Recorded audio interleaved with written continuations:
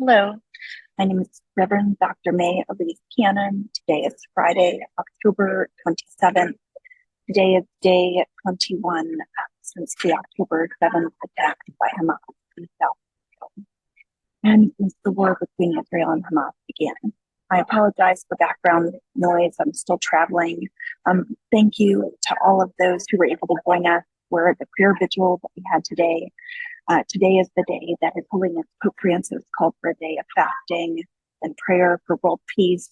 You can see our vigil online. We streamed it on our Facebook page. It'll be available on YouTube. If you're looking for these videos, we do daily update videos. We post them on all of our social media. You can also find them on our CMEP webpage, CMEP.org, but they're also on our YouTube channel. I have lots of updates from today, and some of these are like 10 minutes, they're very, very recent. We've heard that Israel is moving into the next phase of the war. And what that means, some of what that might mean is a ground invasion. We know that in the past couple of days, or just yesterday, Israel had small ground incursions into Gaza with tanks and other artillery. We've heard that today, Israel's bombardment of Gaza, even right now, it's nighttime in Gaza and in Israel, but the bombardment of Gaza, particularly in the north, has increased in its intensity. A military spokesperson on the ground said that the ground forces are expanding their operations. The Israeli Defense Forces shared more of their details about recent strikes. They said that they're using ground troops, fighter jets, and drones, that they have struck anti-tank missile launch sites, command centers, and control centers. And so the bombing has been so intense the last couple of days. Honestly, it's hard to imagine what increased intensity looks like. I would encourage you to look at pictures. Northern Gaza, there are entire blocks that have just been obliterated. And I just today got a list. President Biden had said that he didn't believe the numbers of deaths, and the Palestinian government has the list of more than 7,000 Palestinians that have been killed. Their registration numbers with the PA and the names, and I just got that list, and I have it in my possession. And so part of our argument is, regardless of if it's 5,000 or 7,000, thousands of civilians are being killed. And so we're calling on the U.S. government for a ceasefire. Today, in the UN General Assembly, a non-binding resolution was passed. It was drafted by the Jordanians, and it was a resolution that called for a durable and sustained humanitarian truce. This is one of those humanitarian pauses, the idea that the fighting should stop so that humanitarian access should be allowed into Gaza. The big picture is that this resolution is non-binding, but it carries symbolic weight. And one of the things that's so significant is the UN Security Council tried 4 times and were deadlocked and couldn't come to an agreement, in large part because of the United States. And so the UN General Assembly, taking this action, it overwhelmingly passed for humanitarian truce.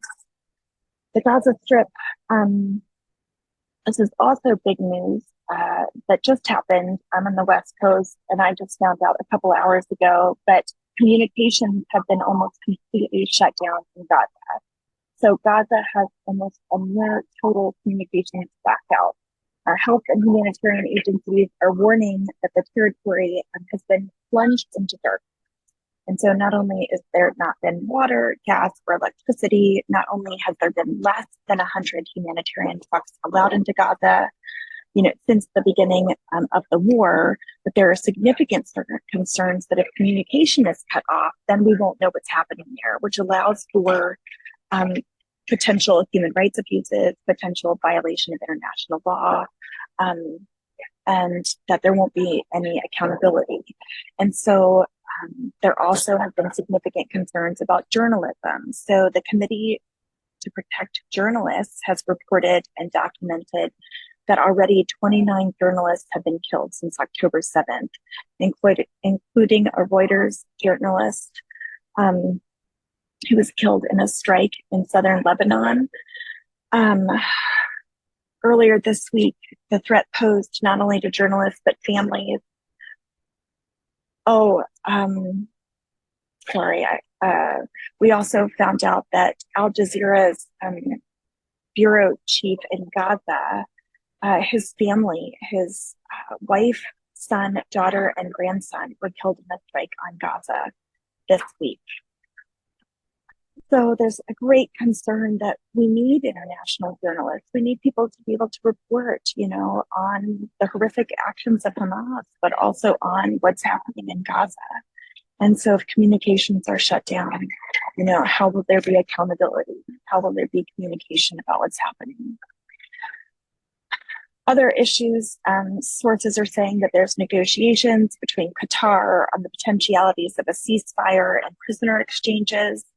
So we're continuing to pray and to call for the release of the more than 200 hostages that are continuing to be held in Gaza. On the top list of concerns, of course, is humanitarian aid, that people in Gaza are running out of water. We've been having conversations with the US State Department and with the White House. And it's just a fact that there has been an insufficient amount of aid getting through. And the US government has been reporting we're working on mechanisms to speed up the screening of aid. So one of the most significant delays has been how long that is taking. There also has been a battle going on about whether or not fuel should be allowed into Gaza. It's necessary for hospitals. It's used for desalination, to be able to move water. It's considered a critical need in Gaza to be able to cook food. But Israel won't allow in fuel because it's considered a dual-use item. It's been argued that it could be used for rockets. I had conversations just today with someone in Gaza who mentioned that, diesel is not used to make rockets, and that they're actually, and I looked this up, there's actually a mechanism and an agreement between the United Nations and Israel to be able to get fuel from the Rafah gate to the power plant. And there's all these checks and balances in place to make sure that the fuel won't be commandeered by Hamas. 25 senators today, just today, signed a statement calling for Israel to allow fuel into Gaza, but none have been delivered since October 7th. But regardless of fuel, water is not a dual-use item, and Gaza is running out of water. The Israeli reservist news is reporting a former Major General Giora Elan told Israeli media on Monday that Israel's actions, quote, are creating a severe humanitarian crisis that is necessary in achieving their goal, and that Gaza will become a place where no human beings will be able to exist, end quote. In addition to that, we are paying close attention, as we've been talking about, in terms of the broader region. The U.S. Conducted some targeted airstrikes on some bases in Syria, and I wanted to let you know this was earlier today, on early Friday. There were 2 locations in eastern Syria that were linked to Iran's Revolutionary Guards, where the Pentagon mentioned that the U.S. Missiles had attacked U.S. bases and personnel.